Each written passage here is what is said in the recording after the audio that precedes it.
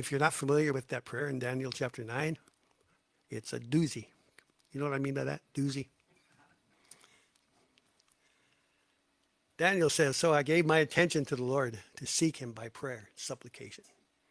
With fasting, sackcloth, and ashes, I prayed to the Lord my God and confessed and said, Alas, O Lord, the great and awesome God who keeps his covenant and loving kindness for those who love him and keep his commandments. We have sinned."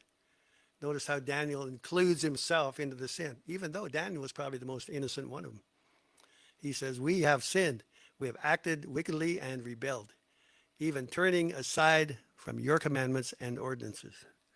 So he begins to seek the Lord through prayer, supplication, fasting, sackcloth, and ashes. And they were all a sign of humility, getting in front of the Lord in a humble state. And he begins to pray.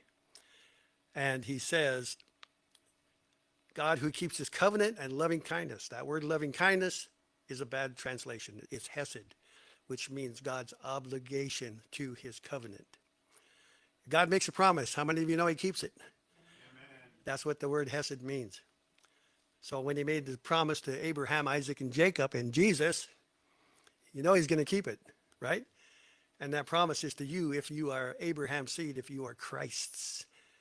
If you belong to Christ, you are Abraham's seed and heirs according to the promise. It tells us that in Galatians chapter 3. But he didn't stand as praying, Daniel, as someone above the people. He identified himself with the nation. We have sinned. He confessed failures of Israel as if they were his own. He made it very personal. He spoke how the nation acted wickedly, rebelled against God, and turned away from his commandments. The prayer continues for many verses, and it's filled with humility and confession. So we can ask ourselves, why did Daniel respond this way?